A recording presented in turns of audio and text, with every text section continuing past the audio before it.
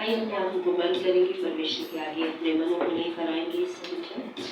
Thank you Jesus, thank you God, thank you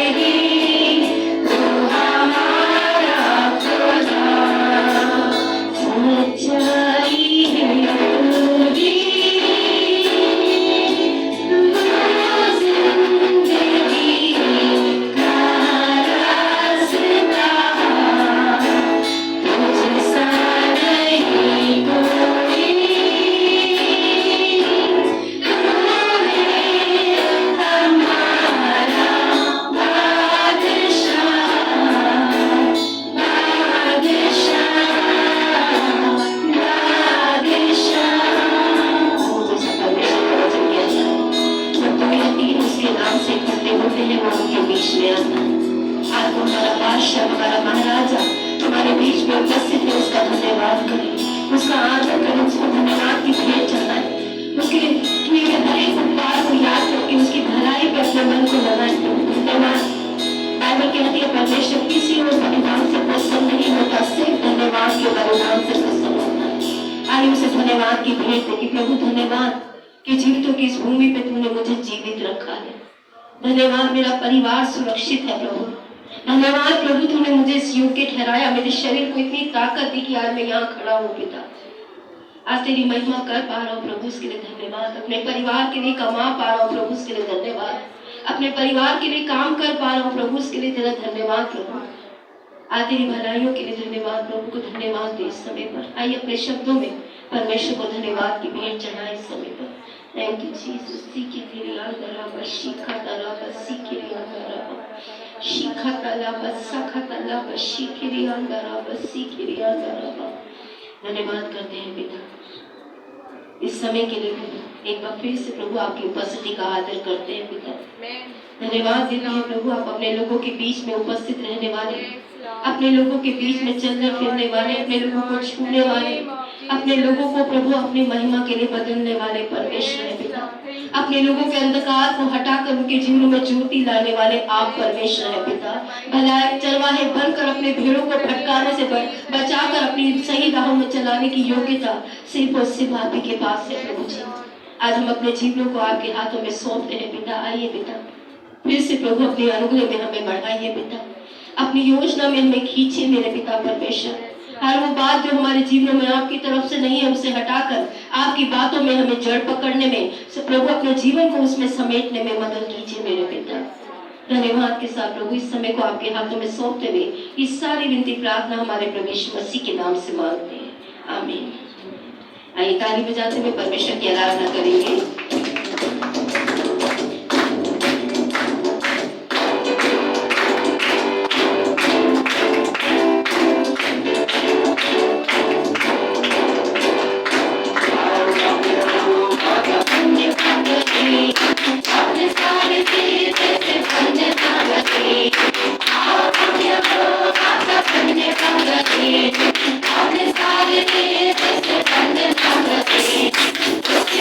Let's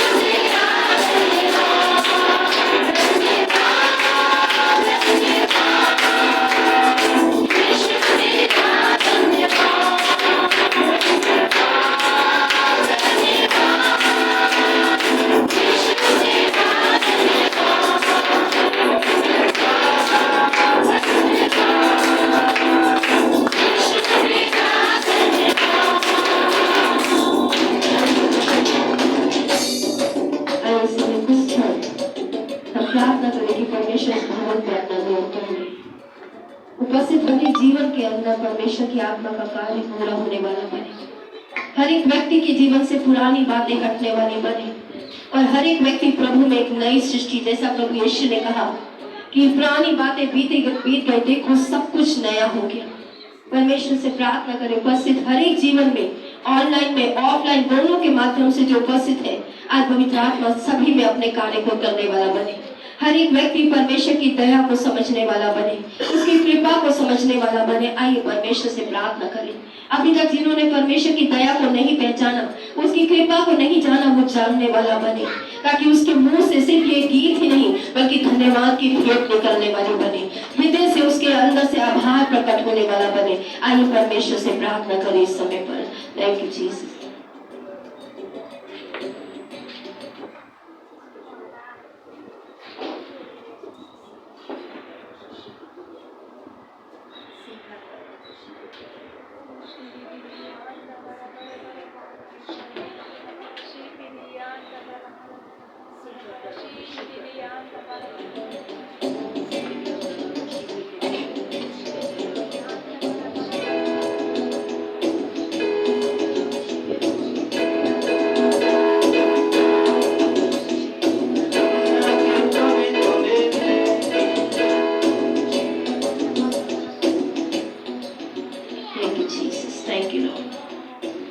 फिर से प्रभु को धन्यवाद के रूप में ये कोरस गाएंगे। यीशु तेरी दया से हम जीवन को जी पा रहे हैं, तेरी कृपा से हम आगे बढ़ पा रहे हैं। प्रभु उसके लिए तेरा धन्यवाद। यीशु तेरी दया से मैं जीवन जीता हूँ, यीशु तेरी कृपा से मैं आगे बढ़ता हूँ, यीशु तेरी दया से मैं जीवन जीता हूँ, यीशु तेरी कृपा से मैं आगे बढ़ता हूँ। धन्यवाद धन्यवाद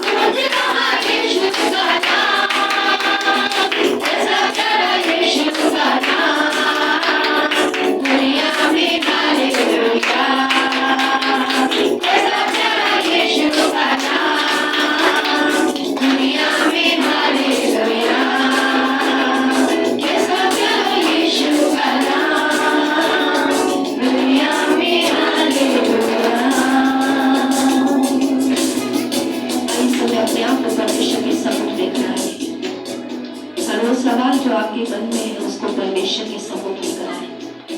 हर वो चिंता जो आपके मन में है उसे प्रभु के पास लेकर आए।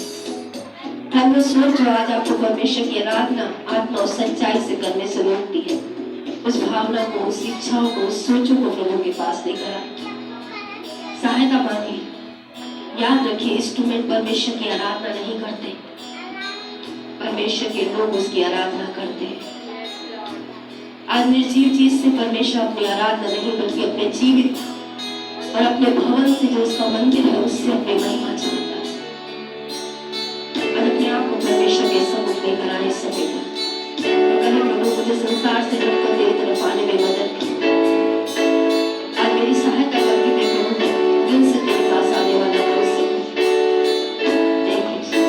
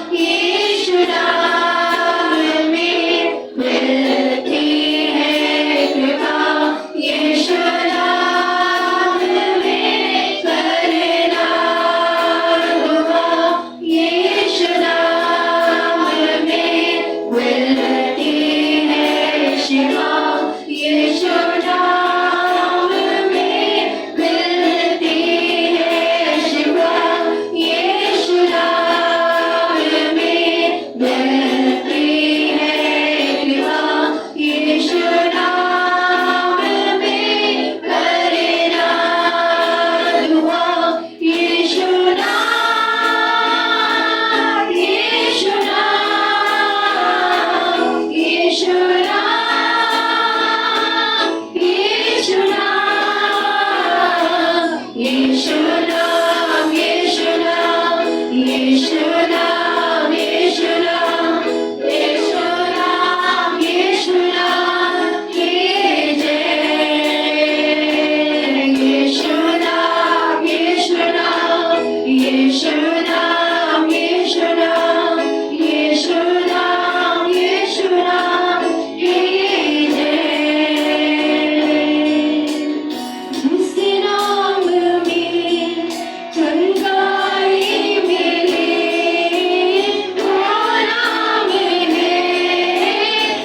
यीशु मसीह जिस नाम में छुटकारा मिले वो नाम है यीशु मसीह जिस नाम में चंगाई मिले वो नाम है यीशु मसीह जिस नाम में छुटकारा मिले वो नाम है यीशु मसीह यीशु नाम यीशु नाम यीशु नाम यीशु नाम यीशु नाम यीशु नाम की जय यीशु नाम यीशु नाम यीशु नाम यीशु नाम यीशु नाम यीशु नाम की जय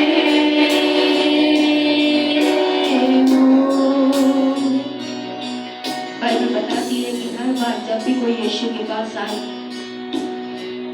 यीशु ने उससे पूछा तू क्या चाहता है मैं तेरे लिए करूं और उसने अपने मन की बात को यीशु के सामने रखा यीशु ने कई बार ये भी पूछा क्या तुझे विश्वास है कि मैं तेरे लिए कर सकता हूं काफी लोगों ने कहा हाँ हमें विश्वास है लेकिन कुछ ने ये भी कहा प्रभु मेरे पास विश्वास नहीं है मेरे अविश्वास का उपाय कर आज प्रभु की उपस्थिति हमारे बीच में है आप ही अपने मन में कोई ना कोई बात तो लेकर आए आज यीशु आपसे पूछना चाहता है तू क्या चाहता है मैं तेरे लिए करूं अपनी आंखों को बंद कीजिए अपने मनों को प्रभु के पास लेकर आइए और बताइए कि आप क्या चाहते हैं प्रभु यीशु आपके लिए करे और यीशु आज ये भी पूछना चाहता है क्या विश्वास के साथ तू बोल रहा है क्या तुझे विश्वास है कि तू जो यहाँ आया है मैं तेरे लिए करूंगा क्योंकि प्रभु का वचन कहता है विश्वास के बिना उसे प्रसन्न करना अनहोना है इसलिए उसके पास आने वाले को विश्वास होना चाहिए कि वो है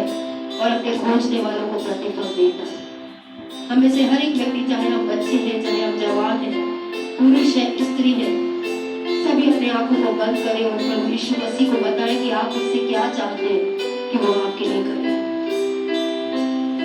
आपके जीवन में करे आपके परिवार में करे आपके रिश्तों में करे आपकी नौकरियों में करे आपके फाइनेंस में करे अपनी जरूरत को प्रभु के सामने रखिए उसका वचन कहते हैं अपनी सारी चिंता मुझे दे दे क्योंकि मुझे मेरा ध्यान है आइए उस प्रभु को अपनी हर एक चिंता को सौंपे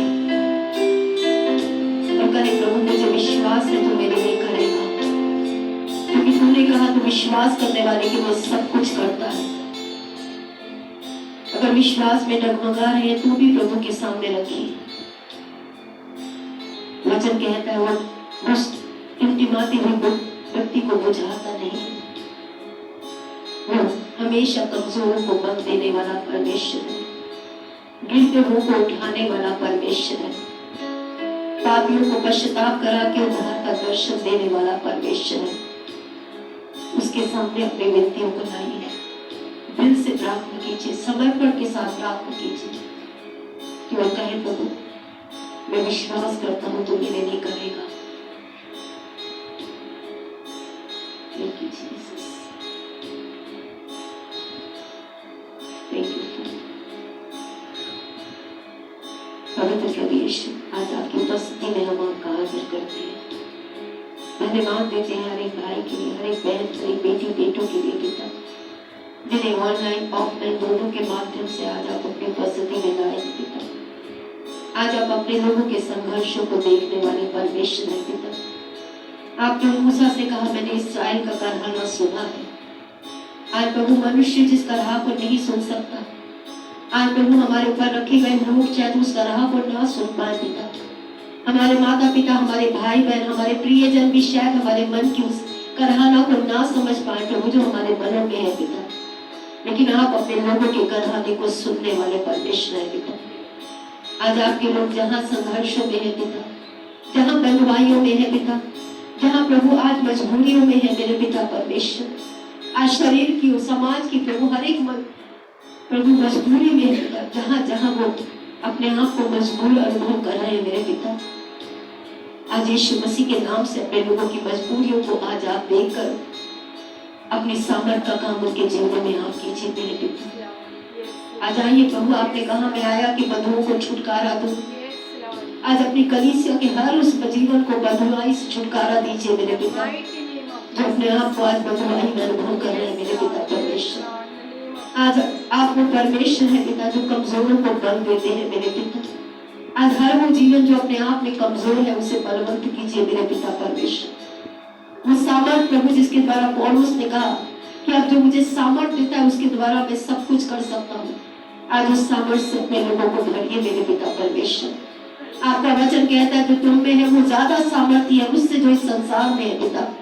आज संसार की हर एक डर से अपने लोगों को स्वतंत्र कीजिए पिता, और मसीह महिमा की आशा बनकर आज आपके लोगों में मजबूत होने वाला बने पिता, दृढ़ होने वाला बने पिता, आज प्रभु बलवंत होने वाला बने पिता। इसमें हम आपकी मदद और सहायता मांगते हैं पिता। आज हर एक जीवन को छूइए जो यहाँ उपस्थित है पिता, हर एक प्रभु जीवन में आगे बढ़ने के वास्तव को आप खोलिए मेरे पिता परमेश्वर। जिन्हें मार्गदर्शन दीजिए प्रभु चाहिए पिता, उनका मार्गदर्शन आप कीजिए मेरे पिता परमेश्वर। जो उलझनों में है उसे सीधे मार्ग पे आप चलाइए मेरे पिता, जो घटी में है उसकी पूर्ति आप कीजिए मेरे पिता। धन्यवाद के साथ उपस्थित हर एक जीवन को अपने आप को ऑनलाइन के माध्यम से अपने भाई बहनों को आपके अनुग्रह के हाथों में सौंप करें। ये सारी विनती प्रार्थना प्रभु यीशु मसीह के नाम से मांगते हैं, आमीन। आप सब बैठ सकते हैं इस समय पर।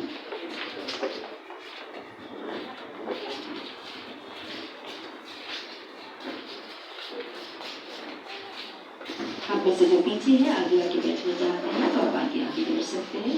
एक बार फिर से प्रभु यीशु मसीह की कलीसिया में आप सभी लोगों का ऑनलाइन ऑफलाइन दोनों के माध्यम से आप जो यहाँ उपस्थित है आप सभी का स्वागत है परमेश्वर की कलीसिया में।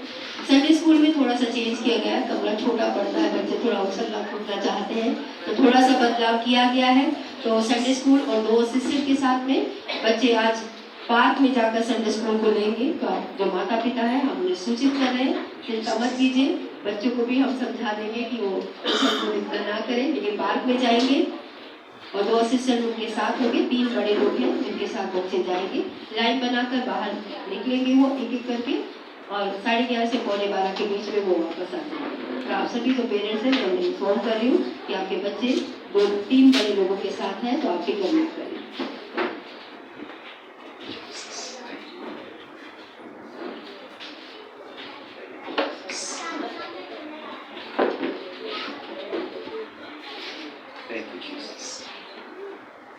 एक बार फिर से अगर आज हमारे बीच में कोई पहली बार आया है तो हम आपका स्वागत करना चाहेंगे।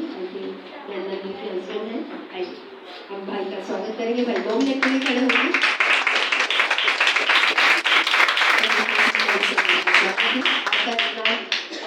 राम भाई का स्वागत करते हैं परमेश्वर का आशीष से।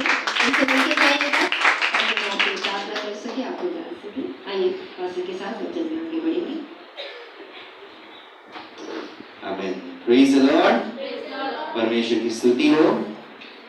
परमेश्वर की उपस्थिति में रहना अद्भुत और सुहावना है। आमीन। इससे पहले कि आज हम परमेश्वर के वचन में जाएं, आइए हम अपने मनों को परमेश्वर के प्रार्थना के द्वारा परमेश्वर की उपस्थिति में तैयार करते हैं। आज हर एक जीवन जो यहाँ पे मौजूद है अपने अपने मनों पे, अपने अपने दिलों पे हाथ रख कर कहे, परमेश्वर आज मैं तेरी आवाज सुनना चाहता हूँ।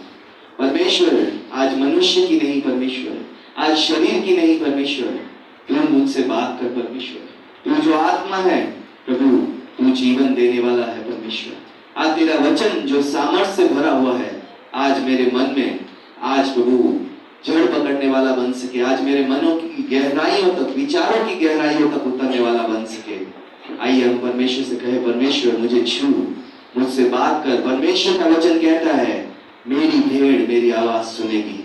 आज प्रभु हर एक चिंताओं से, हर एक बोझों से, हर एक प्रभु समस्याओं से परमेश्वर आज हमें छुड़ाइए यीशु मसीह के नाम से, और आज हमारे मनों को तैयार कीजिए कि हम आपके वचन को जो जीवित और दूरधारी तलवार से भी तेज है परमेश्वर, आज अपने मनों में ध्यान केंद्रित करके प्रभु ग्रहण करने वाले बन सके।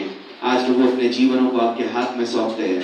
आपका वचन हमें सामर्थ्य से भरने वाला बन सके, आपका वचन हमें शांति से भरने वाला बन सके, आपका वचन प्रभु हमें आनंद और प्रभु आज आपके छुटकारे से भरने वाला, आपकी चंगाइयों से भरने वाला बन सके। आज धन्यवाद करते हैं कि आपने हमारी प्रार्थना सुनी परमेश्वर। आज आप हमारे सोचने, समझने और मांगने से कहीं अधिक देने वाले परमेश्वर है, इसलिए धन्यवाद करते हैं। आज इस समय को आपके हाथ में सौंपते हुए, यहाँ पे मौजूद हर एक जीवन को आपके हाथ में सौंपते हुए आज ये सारी प्रार्थना यीशु मसीह के नाम से मांगते हैं। आमीन आमीन। पिछले कई हफ्तों से हम वचन जो देख रहे हैं वो दिल और पैसे के बारे में वचन देख रहे हैं, और जो स्क्रिप्चर से हमने शुरू किया था वह वचन लूका 16 अध्याय 13 वचन। परमेश्वर का वचन कहता है कोई दास दो स्वामियों की सेवा नहीं कर सकता, या तो वो एक से बैर रखेगा दूसरे से प्रेम रखेगा, एक से मिला रहेगा और दूसरे को तुच्छ जानेगा। तुम परमेश्वर और धन दोनों की सेवा नहीं कर सकते। और हमने देखा था कि कैसे हमारा मन, हमारा दिल और पैसा जुड़ा हुआ है, और हमने 5 मूलभूत सच्चाइयां देखी थी परमेश्वर के बारे में। मैं आज सिर्फ रिपीट करते हुए आज के वचन में जाऊंगा। पहला सच्चाई थी परमेश्वर हर चीज, हर धन दौलत, हर रिश्ते से ऊपर है, और सब बातों से परमेश्वर ऊपर है। परमेश्वर का स्थान हर एक जीवन में पहला है और पहला ही रहना चाहिए। दूसरी बात हमने जो सीखी थी, परमेश्वर एक आशीष देने वाला परमेश्वर है, ना कि हमसे मांगने वाला, हमसे लेने वाला या हमारा फायदा उठाने वाला परमेश्वर नहीं। ठीक है। तीसरी बात जो हमने देखी थी, परमेश्वर जो कुछ हमें देता है, परमेश्वर चाहता है कि हम उसमें बढ़ोतरी करें, हम उसमें वृद्धि करें, हम उसमें आगे बढ़ें। ठीक है। और ये हम शारीरिक बातों से भी सीख सकते हैं। हम संसार में आते हैं, हमारा साइज जो छोटा होता है, धीरे धीरे हमारा शरीर बढ़ता है, हमारी बुद्धि जो कुछ नहीं होती है, हमारी दृष्टि जो कुछ नहीं होती है। आज आपको पता है कि नहीं, जब बच्चा जन्म लेता है तो शायद 1 या 1.5 फुट तक काला और सफेद ही देख पाता है। ठीक है। हमारी दृष्टि धीरे धीरे बढ़ती है। हर एक बात में परमेश्वर चाहता है हम जो परमेश्वर ने दिया है उसको बढ़ाने वाले बन सके। इसलिए फलवंत होना, बढ़ाना परमेश्वर का उद्देश्य। चौथी बात जो हमने देखी थी, हमारा दिल, हमारा मन सिर्फ परमेश्वर का ही हो सकता है, हम किसी और को नहीं दे सकते। और 5वीं बात हमने देखी थी, अगर पैसे से मेरा मन प्रभावित हो जाता है, मेरा दिल प्रभावित हो जाता है, तो मेरा सारा जीवन उसके प्रभाव में आ जाता है, सारा जीवन इन्फेक्टेड हो जाता है, सारा जीवन जो है वो खराब होने लगता है। इसलिए प्रभावित दिल को कैसे ठीक करें, हमने देखा था परमेश्वर को अपने मनों का नियंत्रण सौंप के। ठीक है। और दूसरी बात हमने देखी थी लेवी व्यवस्था 27 के 30 में कैसे हम परमेश्वर को अपने पैसों से ऊपर रख सकते हैं। सबसे पहली शुरुआत जो हमने देखा था वो है दशमांश। दशमांश में हमने देखा था दशमांश क्या है, 10वां हिस्सा है। परमेश्वर सिर्फ ना 10वां हिस्सा मांगता है, पहला 10वां हिस्सा मांगता है। और हमने देखा था व्यवस्था विवरण 26 के 2 से, तब जो देश तेरा परमेश्वर यहोवा तुझे देता है उसकी भूमि की भांति भांति की पहली उपज तू अपने घर लाएगा और उसमें से कुछ टोकरी में लेकर उस स्थान पर ले जाएगा जहां तेरा परमेश्वर अपने नाम का निवास स्थान करके चुन लेता है। और हमने देखा था परमेश्वर को हम दशमांश देते नहीं है, लौटाते हैं। सब कुछ परमेश्वर का है, दशमांश भी परमेश्वर का है। दशमांश जो हमने देखा था धर्म से नहीं, हमारे मन से जुड़ा है। और जो लोग संघर्ष करते हैं वो धर्म की वजह से संघर्ष नहीं करते, वो मन की वजह से संघर्ष करते हैं।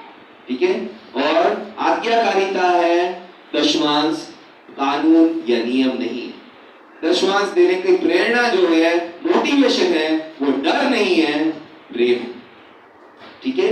और हम जो देख चुके थे परमेश्वर क्या चाहता है, लूका 16 के 10 के अनुसार, जो थोड़े से थोड़े में ईमानदार है वो बहुतों में भी ईमानदार रहेगा, जो थोड़े से थोड़े में बेईमान है वो बहुत में भी बेईमानी होगा। और वचन कहता है यदि तुम पराये धन में सच्चे ना ठहरे तो तुम्हें तुम्हारा कौन देगा। ठीक है। और ये हमने देखा था परमेश्वर के प्रति कैसे हम पैसों के क्षेत्र में ईमानदार बन सकते हैं। जहां हम हैं वहीं से हमें ईमानदारी शुरू करनी है। हमें हिसाब रखकर ईमानदारी शुरू करनी। ईमानदारी के लिए हिसाब रखना जरूरी है। और हमने देखा था इनकम का हिसाब रखना है, अपनी बचत का हिसाब रखना है, अपने दान का हिसाब रखना है, अपने खर्चों का हिसाब रखना है। और लास्ट में इब्रानियों 13 के 5 में हमने देखा था परमेश्वर का वचन कहता है तुम्हारा स्वभाव लोभ रहित हो, जो तुम्हारे पास है उसी पर संतोष किया करो। और उसी ने हमसे कहा है कि मैं तुझे ना कभी छोड़ूंगा और ना कभी त्यागूंगा। आज जो हम देखने जा रहे हैं कि अगर हमारा दिल पैसे से जुड़ गया है,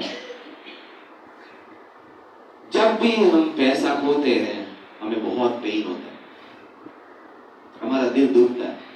ठीक है। कि तुमने अपना पर्स खोया,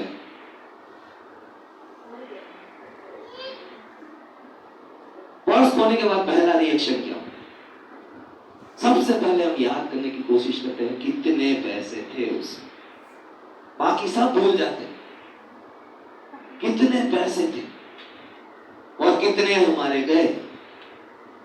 डॉक्यूमेंट्स तो दूसरे तीसरे या तो जब जरूरत पड़े तब याद आता है, सबसे पहले याद आता है कितने पैसे थे। और ज्यादा होता है तो ज्यादा दिल दुखता है। 10-20 होते हैं, हाँ कोई बात नहीं, ज्यादा नहीं। ठीक है। आजकल मैंने देखा डॉक्यूमेंट्स के लिए ज्यादा कोई रोने वाले नहीं, लेकिन पैसों के लिए बहुत ज्यादा रोने। और अगर हमारा इन्वेस्टमेंट जहां हमने पैसे इन्वेस्ट किए थे वो डूब जाता है तब भी हमें दर्द होता है। SBI में जब घोटाला निकला, इतने लोग डर डर के अपने पैसे निकालने लगे कि मेरा ही पैसा वो लेके भाग गया। जिसका बैंक बंद हो जाता है उस बैंक के बाहर लाइन दिखाती है हमें कितना पैसों से प्यार है।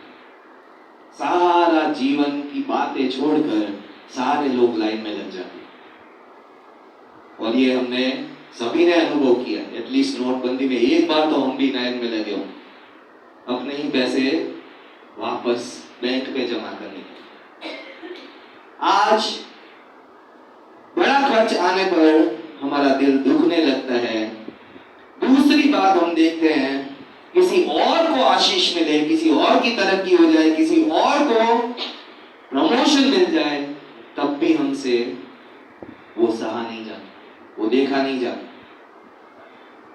क्या आज हम अपने पूरे दिल को परमेश्वर को दे चुके? और जैसे हमने देखा था दिल देने की शुरुआत दशमांश से होती। एक प्रचारक ने कहा दशमांश वो थेरेपी है जो हमें पैसे के गुलामी से चंगाई देती, छुटकारा देती। आप में से जिन्होंने कोविड का सामना किया होगा और परमेश्वर ना करे किसी को ब्लैक फंगस का सामना करना पड़ा हो, तो उसको पता है उस फंगस को अपने शरीर से निकालना कितना मुश्किल है।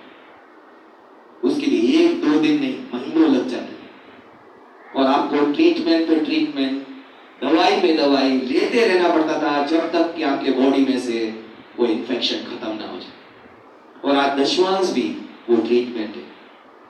एक दशवांश देने से कुछ नहीं होने वाला। आप ये मत समझिए एक दशवांश दे दिया आप जंगाई हो गए, आपकी छुटकारा हो गया, आपकी गुलामी में से आप बाहर आ गए। दशवांश वो थेरेपी है। जितने दिन तक, जितने टाइम तक आप देते रहेंगे, आप पैसे के स्वामित्व से, गुलामी से स्वतंत्र रहेंगे। और जैसे ही बेईमानी हुई वैसे ही हम वापस उसी इन्फेक्शन को वापस बढ़ते हुए देखने लगे। आज हम लास्ट सेशन में पहुंच गए हैं। परमेश्वर चाहता क्या है? परमेश्वर जो चाहता है वो एक उदार मन हमें देना चाहता है। क्या देना चाहता है? उदार मन। क्यों परमेश्वर उदार मन देना चाहता है? क्योंकि परमेश्वर के पास वो उदार मन है। कितनों को पता है परमेश्वर कंजूस नहीं? परमेश्वर बेहिसाब देता है। लेकिन आज हम परमेश्वर के जैसे नहीं है जब देने की बात आती है। आज हमारा मन परमेश्वर के मन के समान नहीं है और परमेश्वर जो चाहता है आपको और मुझे अपने जैसा मन देना चाहता है। परमेश्वर ने उत्पत्ति में जब वचन कहता है, शुरुआत में परमेश्वर ने कहा आओ हम अपने स्वरूप और समानता में मनुष्य को बनाए और उसको इस पृथ्वी पे प्रभुत्व, स्वामित्व या कंट्रोल या नियंत्रण दे और वो सारी बातों पे नियंत्रण रखेगा। और सारी बातों पे नियंत्रण तभी रख पाता जब उसमें परमेश्वर का स्वरूप और समानता होता।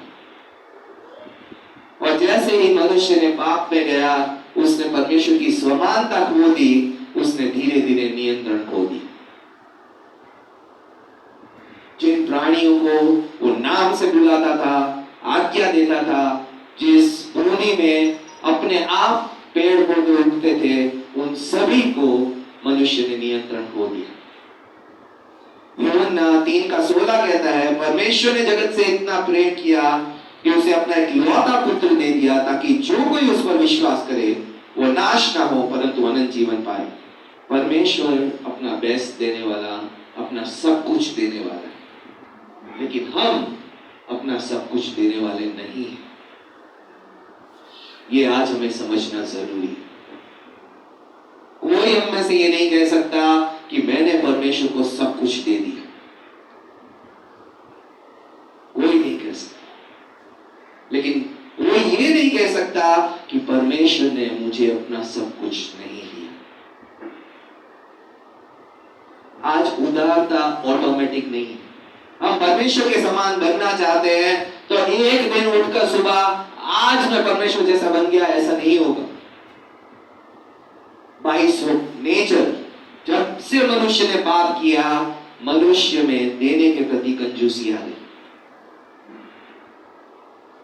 देने में दुख होता है, अच्छा देने में और दुख होता है, और सबसे अच्छा देने में तो हमारा दिल टुकड़े टुकड़े हो जाता है, जान निकल जाती है। क्यों ये दे रहे, क्यों ये दे? हम कोशिश करते हैं सबको मनाने की कि बेस्ट तो नहीं दे, कम से कम थोड़ा कम कर। और आज इसी स्वभाव से परमेश्वर हमें चंगाई देना चाहते हैं। परमेश्वर का दिल कुछ भी ना छोड़ के रखने वाला दिल है, हमारा सबसे कम देने वाला दिल। आज माता पिता के रूप में हम ये समझते हैं, जिनके खास करके एक बच्चे हैं, उन्हें सबसे मुश्किल होती है बच्चों को ये समझाने में कि देना सीखो।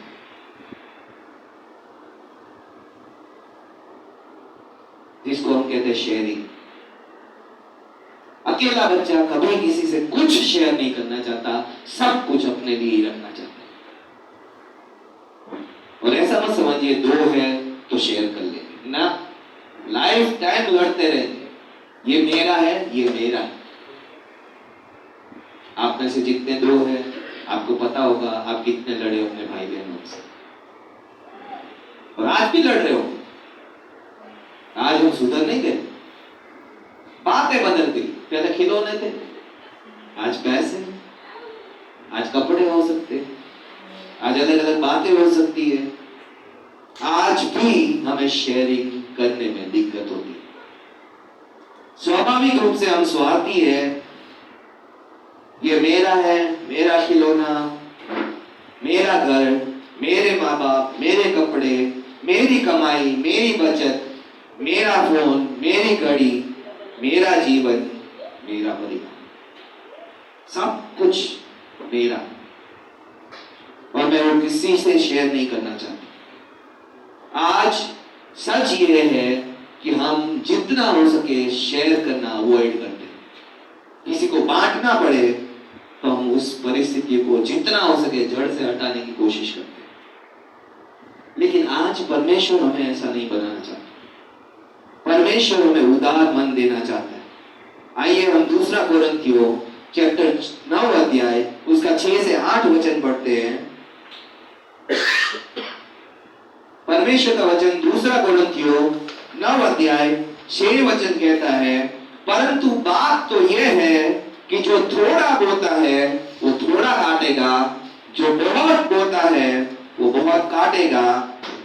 हर एक जन जैसा मन में खाना है वैसा ही दान करे, ना कुड़ के और ना दबाव से, क्योंकि परमेश्वर हर्ष से देने वाले से प्रसन्न रहता है। 8 वचन कहता है जो आशीष की बात है, और परमेश्वर सब प्रकार के अनुग्रह को तुम्हें बहुतायत से दे सकता है, जिससे कि हर बात में और हर समय सब कुछ जो तुम्हें आवश्यकता हो वो तुम्हारे पास रहे, और तुम हर भले कामों में तुम्हारे लिए देने के लिए बहुत कुछ है। परमेश्वर दोनों बातें करता है। अगर हम देने में कंजूस नहीं है तो जो थोड़ा होता है वो थोड़ा काटना है। हमारा बोना और काटना प्रोपोर्शन यानी कि एक प्रमाण में होता है। जब मैं मलेशिया गया तब तक मुझे ये स्क्रिप्चर सही समझ नहीं थी कि दो तो तुम्हें दिया जाएगा, जिस नाप से तुम देते हो उसी नाप से तुम्हें वापस दिया जाएगा, और मनुष्य तुम्हारी गोदी में भर भर के उंडेल के वापस लौटाएंगे। उस समय तक मैं सोच रहा था कि मैं 10 दूं, मैं 100 दूं या 1000 दूं, मुझे मिलेंगे तो लाखों में। और जब एक प्रचारक ने कहा जिस नाप से तुम नाप लोगे उसी नाप से तुम्हें वापस दिया जाए, और उस प्रचारक ने कहा जितनी नोट आप देते हो, वचन कहता है उसका 30 गुना, 60 गुना, 100 गुना उसी नोट का वापस दिया जाए। हमारी प्रॉब्लम क्या है, हम 10 की नोट देखकर हजारों में वापस जाते। 10 का 10 गुना हुआ 100 रुपए, 10 का 30 गुना हुआ 300 रुपए, 10 का 100 गुना हुआ 1000 रुपए। अगर आपने 10 बोया है, मैक्सिमम परमेश्वर आपको 1000 रुपए आशीष में दे सकते। मैक्सिमम हम तो मैक्सिमम मान के ही चलते हैं, हमें तो परमेश्वर मैक्सिमम ही देगा, लेकिन परमेश्वर हो सकता है 100 ही वापस, क्योंकि 100 का भी हिसाब है। आज हमें ये बात समझनी बहुत जरूरी है, जितना मैं बोऊंगा उतना ही मैं काटूंगा। आज मैं देखता हूं जब आशीष काटने की बारी आती है तो हम तुलना करते हैं, जिसको सबसे ज्यादा मिला होता है, मुझे क्यों परमेश्वर तूने काम कर दिया। हम ये नहीं समझते उसने ज्यादा बोया था, उसने ज्यादा काटा। जिसने कम बोया, जिसने कुछ नहीं बोया, उसको कुछ नहीं मिला। 0 का 10 गुना भी 0 होता है, 0 का 30 गुना भी 0 होता है, 0 का 100 गुना भी 0 ही होता है। अगर नहीं बोने वाले हैं तो काटने की आशा भी मत रखिए, क्योंकि बोना आपका जीरो तो काटना भी जीरो ही। और आज परमेश्वर हमें सच्ची उदारता दिखाना चाहता है, और सच्ची उदारता हम एक समर्पण के साथ ही दे सकते हैं। परमेश्वर का वचन कहता है 7 वचन में, 2 कोरिन्थियों 9:7, हर एक जन जैसा मन में ठाना है वैसे ही दान करे, ना गुड़ कर और ना दबाव से, क्योंकि परमेश्वर हर्ष से देने वाले से प्रसन्न रहता है। हर एक को वैसा देना है जैसे उसने कहां ठाना है, अपने मन में ठाना है। कई लोग तो मन में ठानते ही नहीं,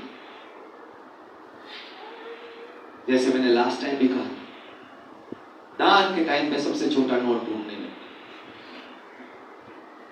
नहीं मिलता तो या तो नहीं डालते या तो बोलते अगली बार डालेंगे। और आज अगर हमारा मन नहीं तैयार है तो परमेश्वर लेगा भी नहीं। वचन कहता है जैसा मन में ठाना है वैसा दो, बचा कुचा नहीं। जानबूझकर प्लान करके योजना बनाकर हमें देना सीखना है। परमेश्वर का सम्मान करना चाह रहे हैं तो देने की तैयारी रखना बहुत जरूरी। भेंट देने की शुरुआत पहले दशमांश देने से, वापस लौटाने से शुरू होती। कई लोग विश्वासी सोचते हैं मैं तो भेंट दूंगा, दशमांश नहीं दूंगा। आप सोचो, लास्ट टाइम मैंने 3 लोगों को बुलाया था, एक को 200 वापस किए, एक को 100, दूसरे को भी 100 वापस किए। जब तक उनको पता नहीं था, सारे सोच रहे थे मुझे भी मास्टर ने क्यों नहीं बुलाया। कितनों ने ऐसा सोचा?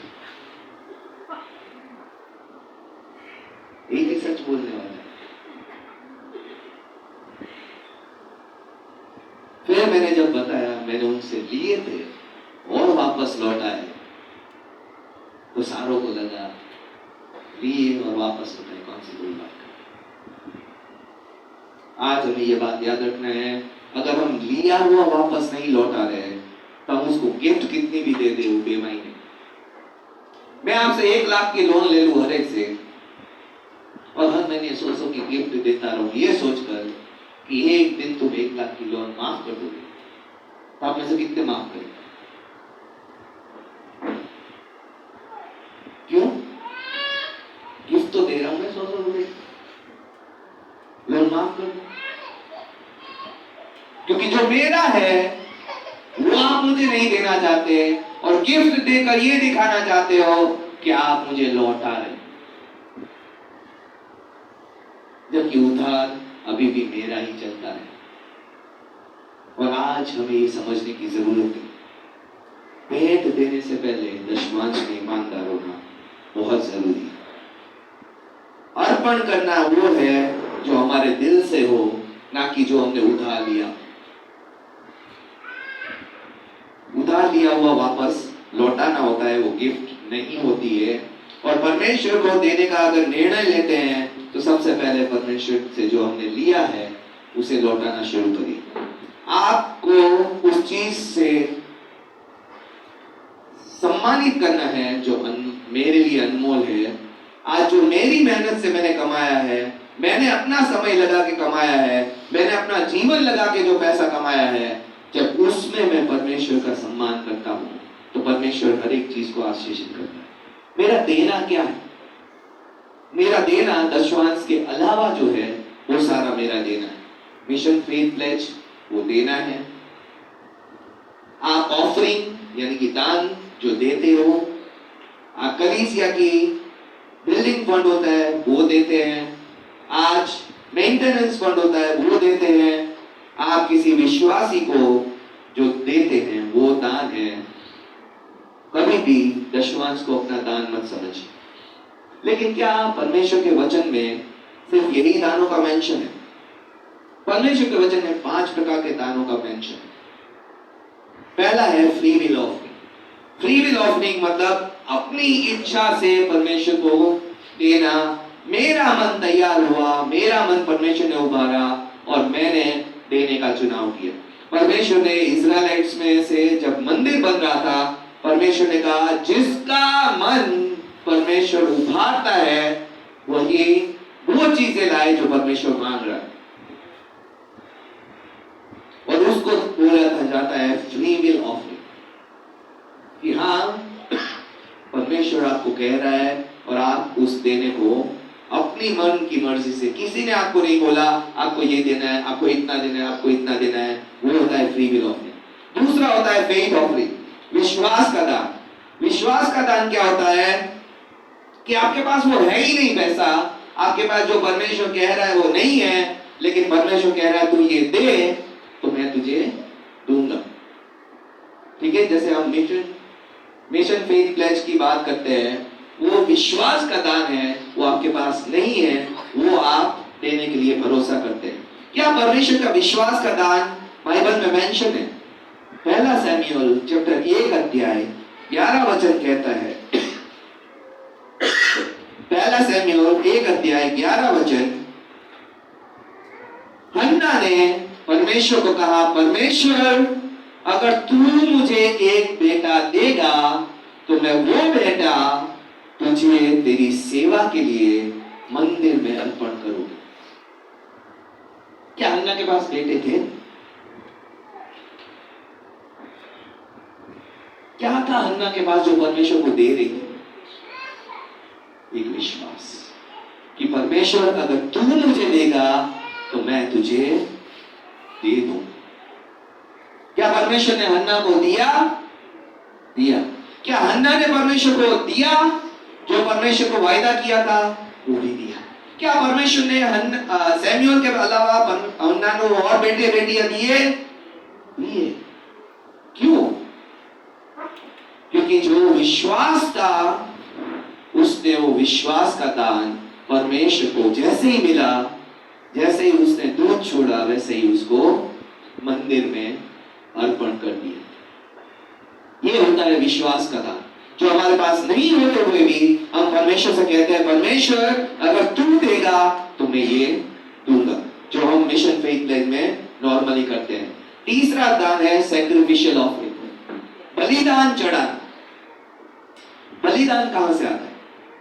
बलिदान मैं अपनी जरूरत के पैसे काट कर परमेश्वर को देने का चुनाव करता हूं। दूसरा कोरिन्थियों 8 अध्याय 2 और 3 वचन, दूसरा कोरिन्थियों 8 अध्याय 2 और 3 वचन कहता है, कलेशों की बड़ी परीक्षा में उनके बड़े आनंद और भारी कंगालीपन में बढ़ जाने से उनकी उदारता बहुत बढ़ गई। सुनने की बात है, समझने की बात है। कब उनकी उदारता बढ़ी? कलेशों में थे, वो परीक्षाओं में थे, कंगालपन में थे, और तब उनकी उदारता बढ़ी। हम क्या सोचते हैं? अमीर हो जाएंगे तब परमेश्वर को भर भर के देंगे। वो दिन कभी नहीं आया। जो व्यक्ति बलिदान देना नहीं चाहता या समझता नहीं है, वो कभी भी परमेश्वर की समृद्धि को अनुभव ये करके नहीं मिलेगा, परमेश्वर जब मैं समृद्ध हो जाऊंगा तब तुझे दूंगा। परमेश्वर यहाँ पे हम देखते हैं, मैसेडोनिया चर्च की बात हो रही है। मैसेडोनिया कलेश से गुजर रहे थे। आपके जब पर्सनल लाइफ में, परिवार में कलेश चल रहा, अपने जीवन उथल पुथल चल रहे, वचन कहता है परीक्षा के समय था, उनका कंगालीपन का समय था, हो सकता है मंथ एंड में ऑफरिंग ली, और तब उन्होंने उदारता से देने का चुनाव किया। और वचन कहता है, और उनके विषय में मेरी यह गवाही है कि उन्होंने अपनी सामर्थ्य से, वरन सामर्थ्य से भी बाहर मन से दिया। कैसे आप सामर्थ्य से बाहर मन से दे सकते हो? जब आप बलिदान करते हो। आज हम जिस कलीसिया में हैं, उसमें हमने हर एक को दशमांश, इवन बलिदान के रूप में भी चढ़ाना सीखा है। आज आज भी मुझे याद है, एक स्टूडेंट ने कहा मेरे पास कोई इनकम नहीं है, सिर्फ रोज के 10 रुपए पॉकेट मनी मिलते हैं। और मैंने कहा क्या एक दिन वो पॉकेट मनी तुम परमेश्वर को दे सकते हो? उसने थोड़ा सोच के कहा एक बार मैं कोशिश करूं। और उसने डिसाइड किया मंडे की पॉकेट मनी वो परमेश्वर को दे देगी। और उसी संडे को परमेश्वर ने उसको 2 ट्यूशन दिए। उसके अगले महीने उसको परमेश्वर ने किसी को सिखाने की जॉब दी। और उससे अगले महीने मैंने देखा उसकी टाइप उस 10 रुपए से कम नहीं है। आप जहां से शुरुआत करते हैं बलिदान की, वो बलिदान का पैसा कभी परमेश्वर खत्म नहीं होने देगा। आज उस विधवा ने जो दिया था एलिया को, वो बलिदान चढ़ा था, क्योंकि उसने कहा था मुट्ठी पर आटा है और थोड़ा सा तेल है, मैं चाहती हूं कि ये लास्ट रोटी बनाकर मैं और मेरा बेटा खाए और मर जाए। एलिया ने कहा पहले मेरे लिए रोटी ला, फिर परमेश्वर बाकी की आशीष करे। वो विधवा को विश्वास करना, वो किसको क्या दे रही है? परमेश्वर के जन को परमेश्वर की इच्छा के अनुसार वो लास्ट रोटी में से मेजर टुकड़ा दे रही थी, या तो सारी रोटी दे रही थी। और एलिया ने कहा तेरा आटा और तेरा तेल जब तक अकाल खत्म नहीं होगा तब तक खत्म नहीं होगा। आज ऐसी आशीष हम सब चाहते हैं, कभी खत्म ना होने वाली आशीष। लेकिन उस आशीष का बीज जो है वो बलिदान था। खुद की लास्ट रोटी एक परमेश्वर के सेवक को खिला दे। चौथा टाइप का जो भेंट होता है वो ग्रेटिट्यूड ऑफरिंग। परमेश्वर के प्रति आप आभारी हैं और परमेश्वर का आभार जताने के लिए आप अपनी बेस्ट गिफ्ट देते। लूका 7 अध्याय 37 और 38 में हम देखते हैं मरियम वो व्यक्ति थी जिससे परमेश्वर ने दुष्ट आत्माएं निकाली थी, उसको आजाद किया था। और मरियम ने अपने जीवन की सबसे बेस्ट, सबसे कीमती गिफ्ट परमेश्वर को दे दी। और उसका कीमत जो थी वो करीबन 1 साल की वेतन, यानी कि अगर आपकी कमाई जो 1 साल की कमाई होगी, मुझे नहीं पता आप में से कितने बचत करने वाले लोग, मोस्टली अगर आप बचत करते हैं तो 10 या 20% बचा लेते, ज्यादा से ज्यादा। अच्छे से अच्छे आप मैनेज करने वाले हो तो आप सैलरी के 20% से ज्यादा नहीं बचा सकते, अच्छे से अच्छे।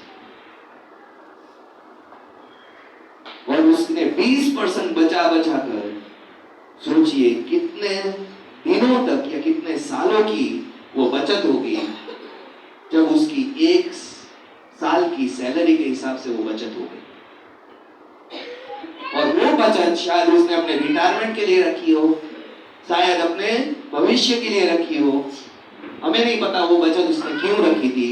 लेकिन उस बचत को उसने परमेश्वर में न्यौछावर कर दिया, परमेश्वर को दिया, और वो था धन्यवाद का भेंट। लास्ट होती है नीड बेस्ड ऑफरिंग, आवश्यकता के आधार पे भेंट। यरूशलेम में अगर आप पढ़ोगे बाइबल के प्रेरितों के काम में, प्रेरितों के काम 11 उसका 29 और 30 वचन पढ़ेंगे तो वहां पे लिखा है तब चेलों ने ठहराया कि हर एक अपनी अपनी पूंजी के अनुसार यहूदिया में रहने वाले भाइयों की सेवा के लिए कुछ भेजे। और उन्होंने ऐसा ही किया और बरनबास और शाऊल के हाथ प्राचीन के पास कुछ भेज दिया।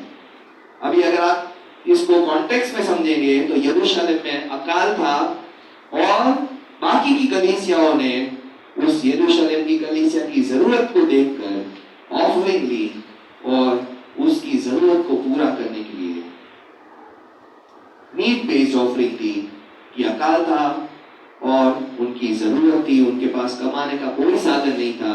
और ऐसे में कलीसिया ने मिलकर ऑफरिंग देने की बात की। सिर्फ एक कलीसिया नहीं, सारी कलीसियाओं ने मिलकर। और हम देखते हैं, इसको बोलते हैं नीड बेस्ड ऑफरिंग। तो 5 सब टाइप की गिविंग हमने देखी। पहले है फ्री विल ऑफरिंग, अपनी इच्छा से परमेश्वर को देना। दूसरा है फेथ ऑफरिंग, विश्वास से देना वो जो आपके पास नहीं है। तीसरा हमने देखा सैक्रिफिशियल ऑफरिंग, बलिदान करके देना। चौथा है ग्रेटिट्यूड ऑफरिंग, धन्यवाद की भेंट। पांचवी है नीड बेस्ड ऑफरिंग, जरूरत के आधार पर परमेश्वर को देना। आज हमारे कलीसिया में शायद इनमें से एक ही ऑफरिंग ली जाती है जो मुझे समझ में आया, या 2 ऑफरिंग। एक हमारा मिशन फेथ प्लेज है और एक 5वां नीड बेस्ड ऑफरिंग जो हम हर नवंबर या दिसंबर में लेते हैं, जब कलीसिया की जरूरत को हम विश्वासियों के सामने रखते हुए उनसे ऑफरिंग करते हैं। और परमेश्वर का वचन 2 कोरिन्थियों 8 का 1 से 5 कहता है, अब हे भाइयों, हम तुम्हें परमेश्वर के उस अनुग्रह का समाचार देते हैं जो मकीदुनिया की कलीसिया पर हुआ है, कि कलेश की बड़ी परीक्षाओं में उनके बड़े आनंद भारी कंगालपन के बढ़ जाने से उनकी उदारता बहुत बढ़ गई।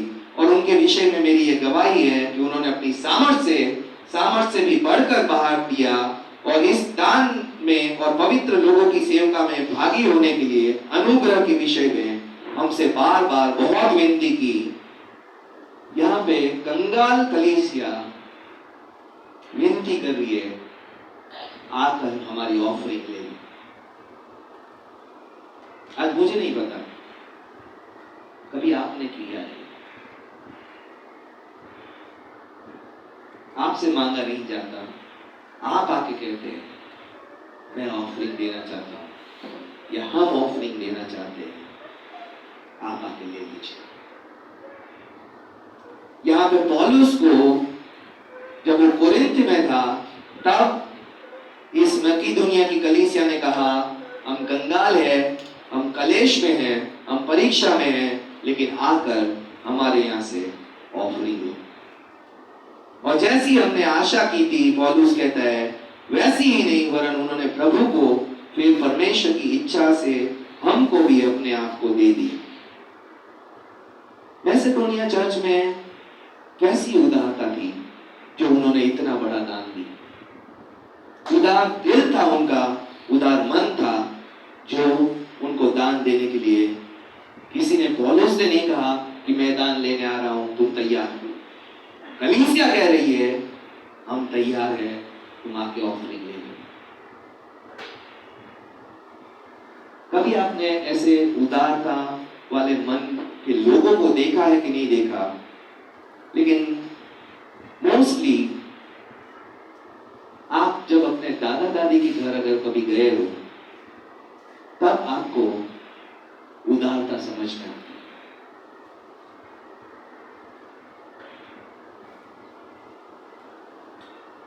दादा दादी अपने पोतों पोती को जितना हो उतना ज्यादा देना चाहते हैं।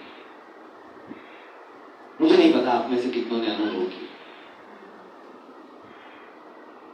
खाना एक के बाद एक, चीजें एक के बाद एक, अपनी वो बातें निकाल के लाएंगे जो किसी से को पता ही नहीं है कि इन्होंने संभाल के रखी, और वो अपने पोते पोती को देते। उससे बोलते उदारता करो। पोते पोती कभी दादा दादी से मांगते नहीं, जरूरत नहीं पड़ती, दादा दादी भर भर के देते, और वो होता है उदारता का। आज मुझे ऐसा अवसर नहीं मिला, लेकिन आज भी मैं याद करता हूं जब मैं अहमदाबाद की कलीसिया में, एक आंटी थी, अभी भी है, हमेशा हम उनके घर जाते हैं। ना सिर्फ मैं, जब तक मैं शादीशुदा नहीं था, वो मेरे साथ भी ऐसी उदारता दिखाती थी। जब मेरी शादी हो गई और पास्टर अर्चना के साथ गया, उनके साथ भी उनकी उदारता चालू रही। और उसके बाद जब कैरिस हुई, हम फिर उनके घर गए, वापस उन्होंने वही उदारता दिखाई। हर बार वो चाहे कितनी भी बीमार हो, हमें बिना खाए उनके घर से नहीं जाने देती, और तब तक खिलाती है जब तक हम गए बस और नहीं खा सकते, बिना पेट फूले वो बाहर नहीं आने। और जब आप कम खाते हो तो पूछती है खाना अच्छा नहीं बना, क्यों नहीं खाते? और आज हर बार मैं उसको याद करते सोचता हूं, इतनी उदारता हूं मैं कहां से, उनके मन से जो वो देने वाला मन। और सिर्फ मेरे साथ ही नहीं, वो कलीसिया के हर विश्वासी के साथ ऐसा ही व्यवहार करती है। सिर्फ कलीसिया के नहीं, उनके काम वाले के साथ भी ऐसा ही व्यवहार करती है, उनके आस पड़ोसियों के साथ भी वो ऐसा ही व्यवहार करती है। इसका मतलब वो पार्शियल नहीं है, उदार है, हर एक को भर भर के देने वाले में से। आज कई बार मैं सोचता हूं, मेरे माता पिता मेरे साथ काफी स्ट्रिक्ट रहे, लेकिन जब मैं उन केरिस के साथ उनका व्यवहार देखता हूं, मैं सोचता हूं इतनी उदारता हमें क्यों नहीं दी? हमारे साथ बहुत कंजूसी दिखती, लेकिन पोती के साथ उनकी उदारता की कोई सीमा ही नहीं। आज वो बोलते उदारता का, आज उदारता का मन देने में आनंद पाता है। और हर बार मैं जब उस आंटी के घर जाता हूं, मुझे आज भी याद है, वो जब तक आप पेट भर के बोलोगे बस अब और मैं नहीं खा सकता, तब तक उनको संतुष्टि नहीं होती कि उन्होंने आपको खाना खिलाया, क्योंकि उनके पास देने वाला मन है। क्या हम में ऐसा देने वाला मन है? उदारता का मन देने में खुशी पाता है, बाकी सारे मन लेने में ही खुश होते हैं। और संसार के शायद 99% मन वैसे ही, कोई आपको दे, आपका मन खुशी से झूम उठे, आपको देना पड़े। तो आज जैसे हमने पहले देखा, हमारा मन उसको अवॉइड करना चाहता है। आज जब परमेश्वर को देना है तो हमें दुख से नहीं, डर से नहीं, लेकिन उदारता और प्रसन्नता वाले मन से देना है, क्योंकि परमेश्वर प्रसन्न मन वाले से लेना पसंद करता है।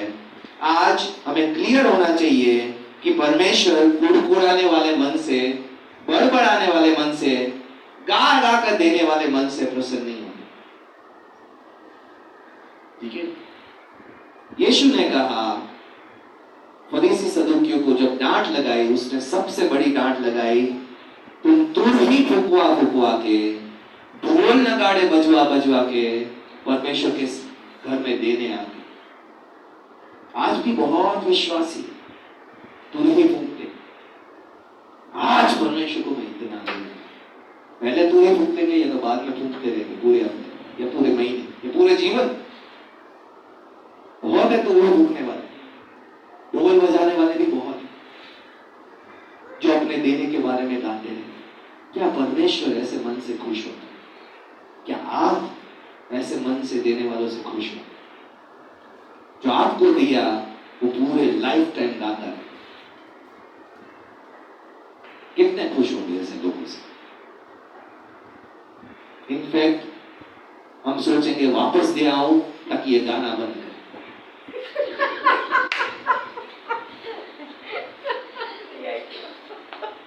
सच में हम तंग आ जाते हैं सुन सुनकर कि उसने हमें ये दिया लाइफ में एक बार,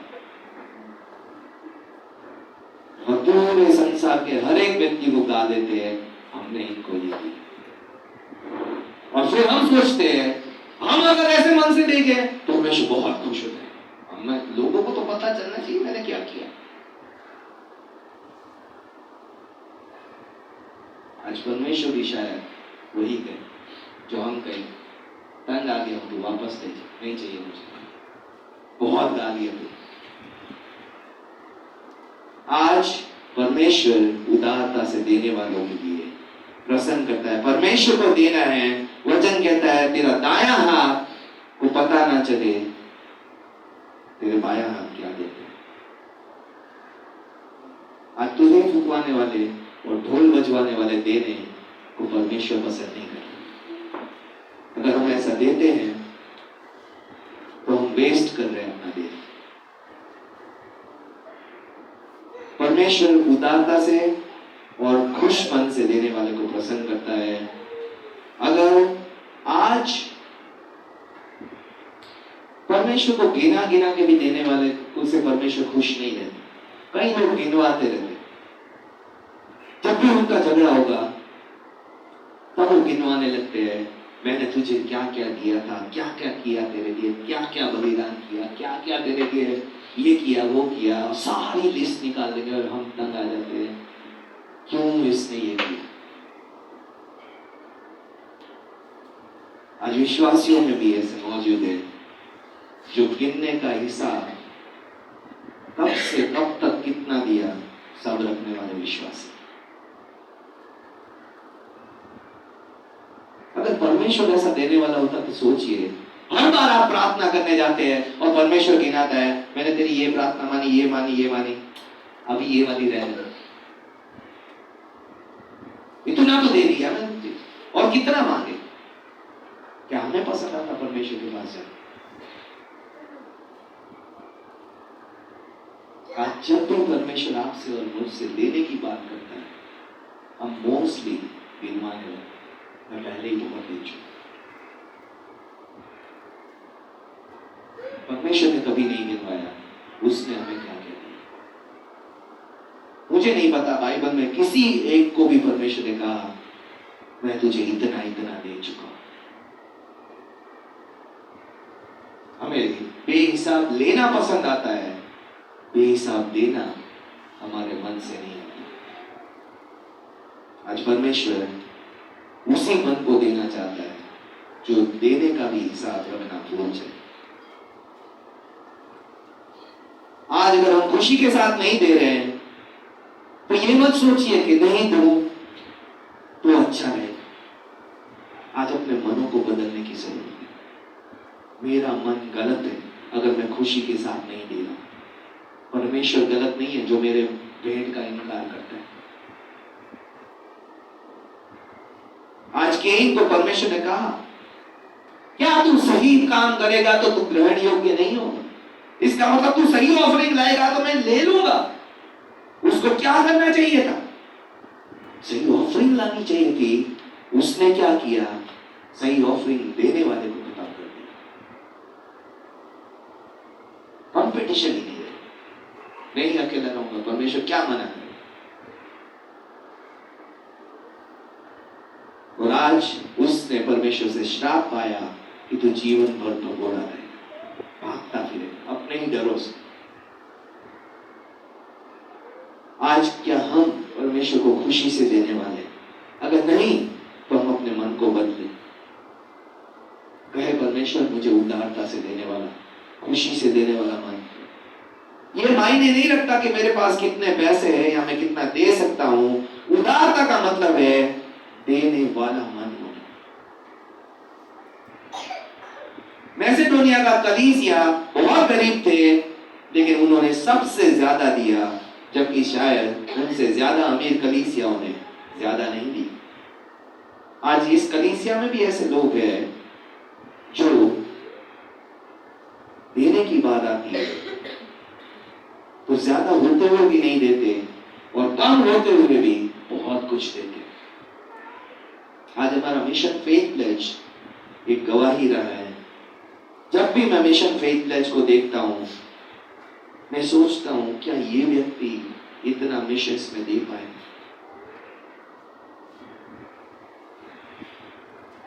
और परमेश्वर उनको प्रदान भी करता है। और हाईएस्ट गिवर कभी भी हाईएस्ट अर्नर नहीं रहे। यानी कि इस कलीसिया में मिशन में सबसे ज्यादा देने वाले सबसे ज्यादा कमाने वाले लोग नहीं हैं। इसलिए देने का मन वो आपकी कमाई डिसाइड नहीं करती। आप ध्यान रखिए बात को। देने का मन आप खुद तय करते हैं। आपकी इनकम के बेस पे नहीं होता है, आपके खर्चों के बेस पे नहीं होता है, आपके मन के बेस पे होता है। आप अपने रिश्तेदारों में ही देख लीजिए, किसी की शादी होती है, हमारे पास बहुत होता है, हम उसको सबसे कम देते हैं, रिश्ता नहीं। और किसी की शादी होती है, कुछ नहीं होते हुए भी हम सब कुछ करके सबसे ज्यादा देते हैं, क्योंकि रिश्ता है। इसलिए देने का मन रिश्ता तय करता है। आज देने वाला मन आपका प्यार तय करता है। परमेश्वर की महिमा के लिए जो कुछ मेरे पास है, उसका उपयोग करने वाला मन ही देने वाला मन हो सकता है।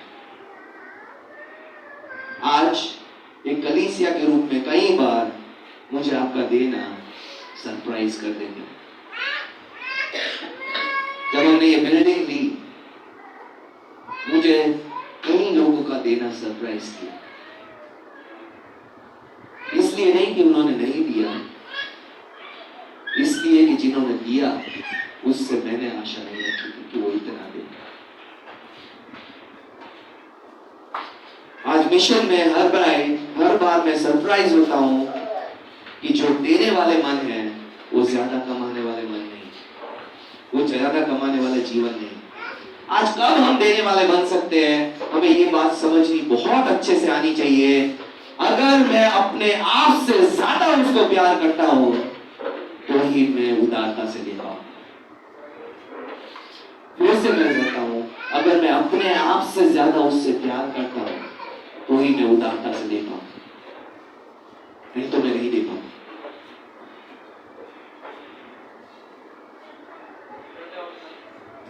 आज मैं आपकी देने की सराहना करता हूं, लेकिन मैं ये भी जानता हूं कि परमेश्वर आपके द्वारा और ज्यादा दे सकता है। ये मत सोचिए कि मैं लालच से ये कह रहा हूं।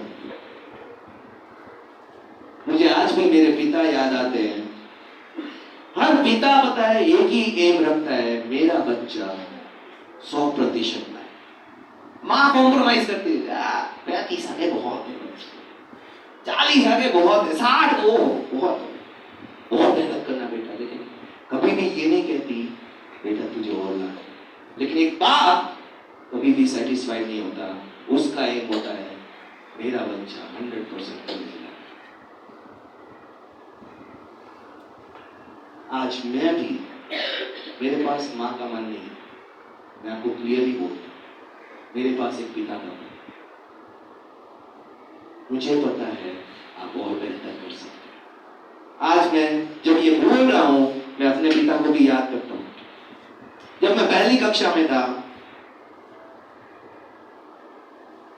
तो 40 बच्चे थे और मेरा 18वां नंबर आया। पहले नंबर देते थे, पूरे क्लास को सारों को नंबर देते थे, अभी बंद हो गया सिस्टम। मेरा 40 में से 18वां नंबर आया। मेरे पापा ने बोला मेरा बेटा होकर तू 18वां नंबर लाया, और बोला मुझे 1 से 10 में चाहिए।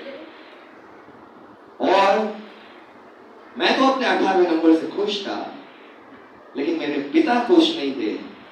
मैंने अगले साल और मेहनत की और 10वां नंबर लाया, और मेरे पिता के पास में खुशी खुशी रिजल्ट लेके गया, और मेरे पापा ने बोला आज तू 5 में आ जा।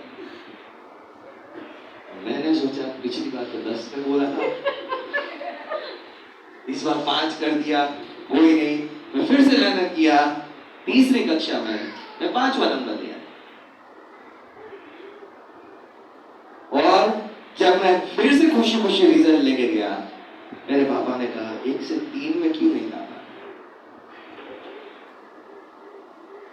फिर चौथी कक्षा में मुझे पता है मेरा 3रा नंबर है। फिर मैं रिजल्ट लेके गया, मेरे पापा ने कहा फर्स्ट क्यों नहीं आ सकता। 5वीं कक्षा में मैं फर्स्ट आया, और मैं रिजल्ट लेके गया, मेरे पापा ने बोला 5 सेक्शन में क्यों नहीं फर्स्ट आ सकता।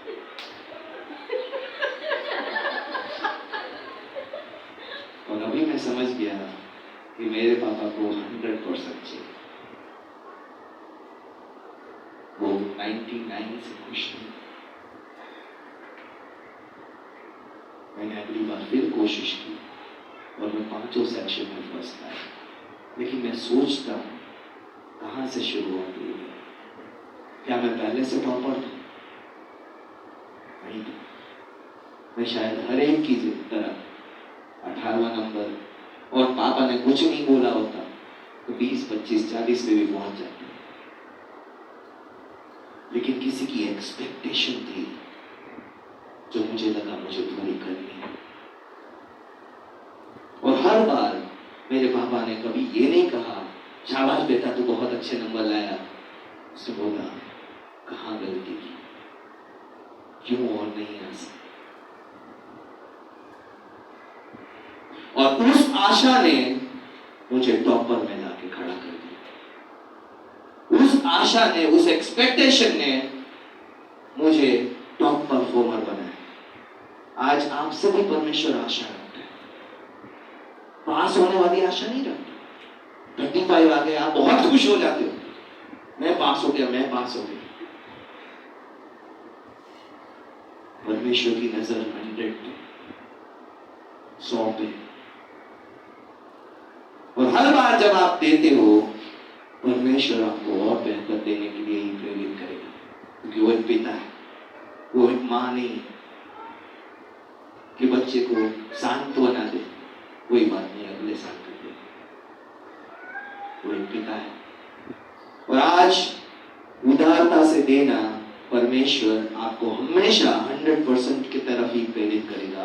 और आज मैं अपने पास्टर को याद करता था, सच्ची उदारता जो है वो कैसे आ सकती है जब हम परमेश्वर को अपना सोर्स समझें कि परमेश्वर देने वाला है। लूका 21 अध्याय 1 से 4 में हम देखते हैं, उसने आंख उठाकर धनवानों को अपना दान भंडार में डालते हुए देखा और उसने एक कंगाल विधवा को जो 2 दमड़ियां दे रही थी डालते देखा।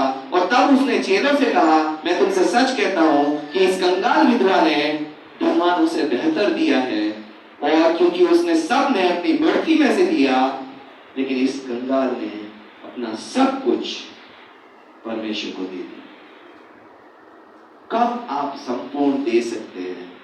जब आप परमेश्वर को अपना सोर्स मानते हैं। आज अगर नौकरी को सोर्स मानते हैं आप कभी सब कुछ नहीं दे पाएंगे। बिजनेस को सोर्स मानते हैं, परमेश्वर को सब कुछ नहीं दे पाएंगे। आज आप पैसों को, लोगों को सोर्स मानते हैं, आप परमेश्वर को सब कुछ नहीं दे पाएंगे। जब तक आप ये नहीं समझेंगे कि सब कुछ परमेश्वर का है और मैं सब कुछ देकर भी परमेश्वर का कर्ज नहीं उतार सकता, तब आप परमेश्वर को हर्ष से देने वाले बने। और परमेश्वर ये चाहता है, परमेश्वर ना सिर्फ आपको हर्ष से देने वाला बनाना चाहता है, परमेश्वर आपको बहुतायत से आशीषित पाना चाहता है। उदार हृदय खुशी से देता है, उदार हृदय रेगुलर देता है। ये नहीं 1 महीने दे दिया और बाकी 6 महीने के बाद देंगे, वो उदार हृदय नहीं।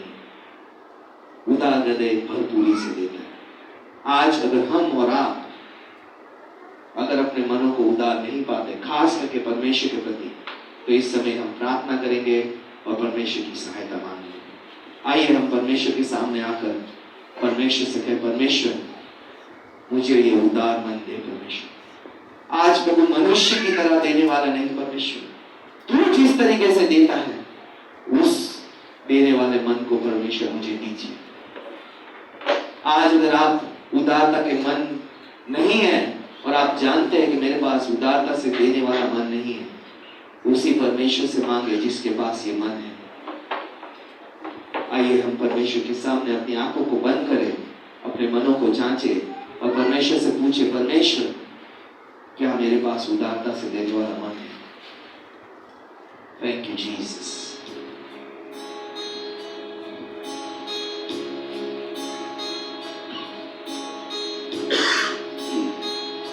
जैसे जैसे परमेश्वर बात करता है, आज हम अपने स्थानों पे खड़े होकर परमेश्वर से मांगेंगे, परमेश्वर मुझे उदारता से देने वाला मन दे। परमेश्वर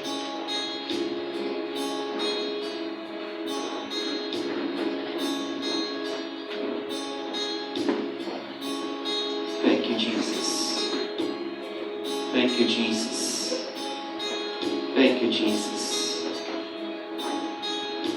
परमेश्वर से कहें, परमेश्वर जैसा तू देता है बेहिसाब, आज मैं भी परमेश्वर तेरी तरह देने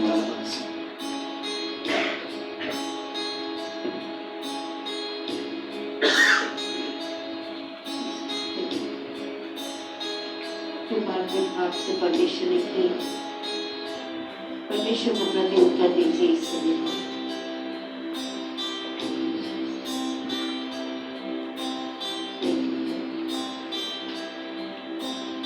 जिसने मुझे प्रभु यीशु मसीह ने दर्शन दिया, प्रभु के बारे में बताया, वो हमेशा मुझे एक बात कहते थे कि परमेश्वर का राज्य ऐसा है जिसमें देना कभी आपको विफल नहीं करता।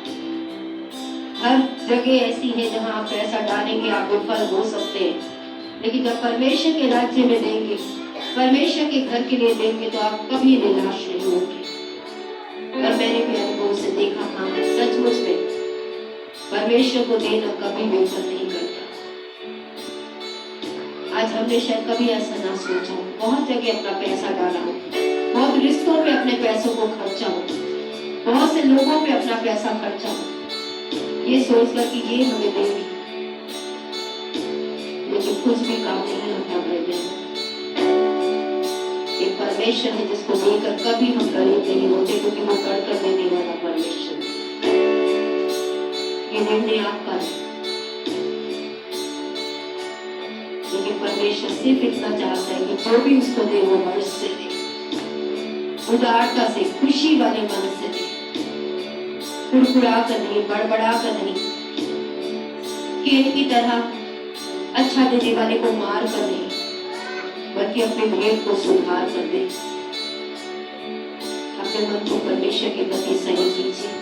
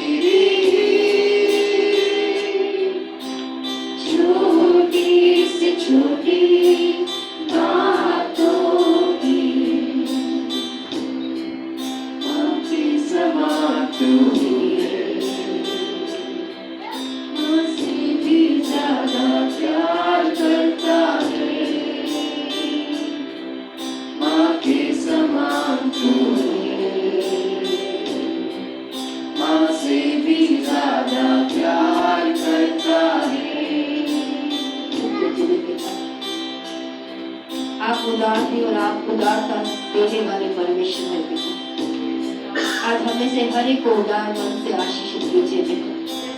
कंजूसी करने वाला मन, ना देने वाला मन, अपने लिए अच्छा रखने वाला मन प्रभु, आज आपका वचन कहता है जिसने अपना निज पुत्र ना रख छोड़ा, वो कौन सी भली वस्तु हमसे रख छोड़ेगा। अब्राहम ने अपने इकलौते को भेंट चढ़ाने से पीछे ना हटा, और परमेश्वर ने उसे कहा रुक जा, क्योंकि मैंने जान लिया कि तू मेरा भय मानता है, तो अपने बेटे से ज्यादा मुझसे प्रेम करता है। आज हमारी भी मदद कीजिए बेटा। इस संसार की कोई भी चीज आज हमें आपके प्रेम से बढ़कर उस चीज के प्रति प्रेम ना दे बेटा परमेश्वर, बल्कि आज हमें आपको बेस्ट देना सिखाइए बेटा। हमें देने वाले मन से आशीषित कीजिए, क्योंकि आपने खुद कहा लेने से ज्यादा देना आशीषित है बेटा परमेश्वर। आज हमारे पास जो सिर्फ लेने वाला जो आशीष का भागीदार नहीं होता पिता, बल्कि देने वाला आशीष का भागीदार होता है। ऐसे मन से, ऐसे जीवनों से हमें भरिए मेरे पिता परमेश्वर। और हम सभी की जहाँ हम कमजोर है पिता, जहाँ हम संघर्ष कर रहे हैं पिता, वहाँ बदलने में भी हमारी मदद कीजिए। धन्यवाद के साथ ये प्रार्थना प्रभु यीशु मसीह के नाम से मांगते हैं, आमीन आमीन। आप सब लोग सकते हैं समय पर।